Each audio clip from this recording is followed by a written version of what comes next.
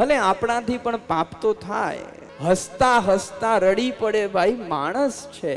ચારે તરફ લોભ અને લાલચની વર્ષા થતી હોય ને લોભ અને લાલચનો ગારો બાજી ગયો હોય તો એ લોભ અને લાલચના ચલતા ક્યારેક માણસનો પગ લપસી જાય, પડી જવાય, પણ પડ્યા પછી પડેલા ન રહેવાય.